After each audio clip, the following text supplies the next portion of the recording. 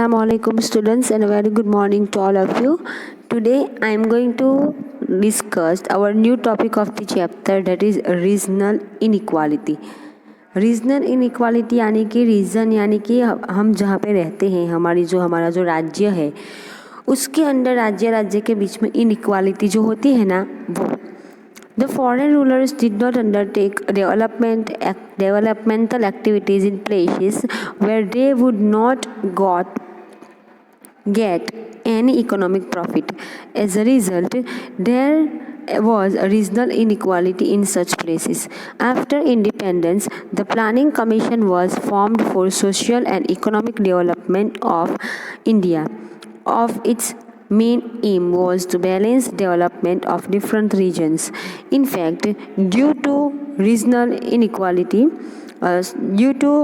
regional pressure, certain political regions, the tug of war to take development programs to their own regions, the maxim for development, etc., and other factors played an important role in it.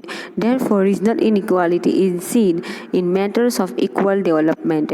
Resources of development, grants given are the factors for regional inequality.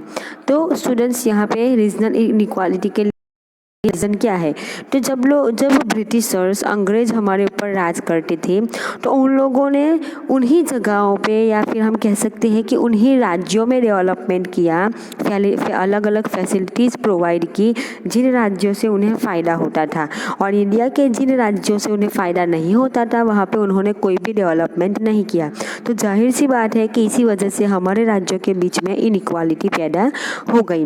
दूसरा main reason कि independence के बाद, आज़ादी के बाद planning commission ने जो planning commission बनाया गया था उन्होंने इंडिया के डेवलपमेंट, सोशल और इकोनॉमिक डेवलपमेंट के लिए जो प्लानिंग की, तो उस हिसाब से उनका मेन एम एक था कि वो बैलेंस डेवलपमेंट करे, यानी कि सभी राज्यों का, सभी जगहों का इक्वल बैलेंस, इक्वल डेवलपमेंट हो, ऐसा कुछ काम करे.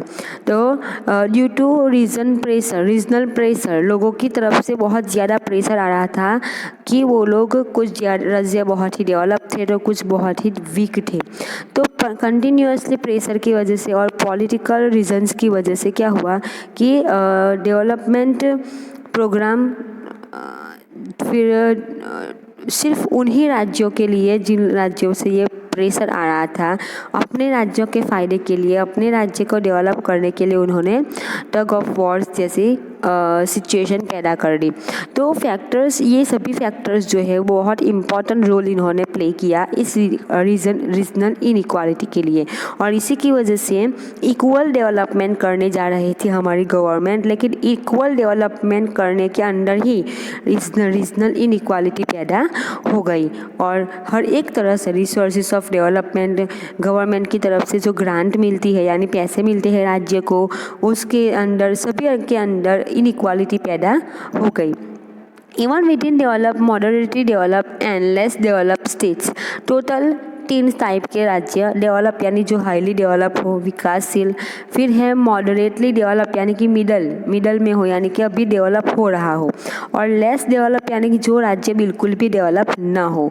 Inter inequality exist considerably.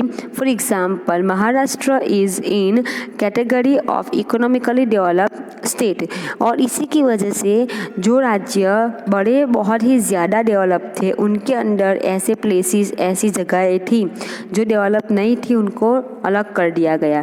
जैसे हम कहें कि महाराष्ट्र जो बहुत ही हाई डेवलप है और उसका एक रीजन है महाराष्ट्र के अंदर आया हुआ विदर्भ, तो वो डेवलप नहीं है, राइट. तो वैसे ही मराठावाड़ जो डेवलप नहीं है. Certain areas of Andhra Pradesh are well develop, जैसे कि आंध्र प्रदेश बहुत डेवलप है, लेकिन उसके अंदर जो रायलसीमा और तेलंगाना है वो बैकवर्ड है यानी डेवलप नहीं है. Some region ahead in agriculture, कुछ ऐसे रीजन्स थे जो खेती के अंदर बहुत आगे थे, तो कुछ ऐसे थे while some regions is industrial development, कुछ रीजन्स ऐसे थे जो इंडस्ट्री के अंदर कंपनी के तौर के ऊपर कंपनी के बिजनेस के अंदर बहुत आगे थे। There are many factors between the states which are quite visible for regionalism, और ऐसे बहुत सारे फैक्टर्स थे जो हम क्लियरली देख सकते हैं कि इनकी वजह से रीजनल इनइक्वालिटी हो रही है। देयर और रीजनलिज्म, स्पेशली रीजनलिज्म हो रहा है। रीजनलिज्म यानी कि लोगों को अपने राज्य वो जहाँ पे रहते हैं उसके प्रति ज़्यादातर वफादारी, ज़्यादातर प्यार और दूसरे राज्य के प्रति नफरत। There are some states who are longer head for boundary issues even though they are in India। कुछ राज्य ऐसे भी थे जिन लोगों के बीच में, भले वो दोनों इंडिया के ही राज्य थे, लेकिन फिर भी उन लोगों के बीच में बाउंड्री को लेकर लड़ाइयाँ होती थी, यानी कि उनकी किस राज्य की बाउंड्री कितनी है, तो बाउंड्री को लेकर लड़ाइयाँ होती थी। फिर जैसे कि महाराष्ट्र और कर्नाटक, इन दोनों के बीच में बाउंड्री को लड़ाई होती है। फिर पंजाब एंड हरियाणा, इन दोनों राज्यों के बीच भी बाउंड्री को लेकर लड़ाई होती है। Narrow mindedness is seen in regions to acquire personal motive related to the flow of water and mineral industrial raw material। कुछ राज्यों के बीच में इसलिए भी लड़ाई होती है कि उन दोनों राज्यों के बीच में से जो नदी पास होती है, वो नदी, उस नदी का पानी किसका, तो उस पानी के लिए भी लड़ाई होती है। फिर मिनरल्स, यानी कि हमें ज़मीन में से जो मिनरल्स मिलती है उसके लिए, फिर इंडस्ट्री के लिए कच्चा माल जो हमें मिलता है उसके लिए, और एग्रीकल्चर सेक्टर्स के लिए। This regional inequality and narrow mindedness is tremendously harmful to unity of the country. और ये जो रीजनलिज्म और नैरो माइंडेडनेस है लोगों की, उसकी वजह से देश की एकता के ऊपर बहुत खतरा हो गया है। Means of preserving countries dignity superior position should be plan rather than taking interest in regional development. तो हमें क्या करना है, हमारे पर्टिकुलर एक रीजन के डेवलपमेंट के बजाय हमें पूरी की पूरी कंट्री के बारे में हमें हमेशा सोचते रहना है। जब तक आप अपनी पर्सनल बातों को सोचते रहेंगे तो आप कंट्री का कभी भला नहीं कर पाएंगे। तो स्टूडेंट्स, ये था हमारा रीजनल इनइक्वालिटी। उसके बाद का जो नेक्स्ट टॉपिक है हम नेक्स्ट वीडियो में देखेंगे। Thank you very much.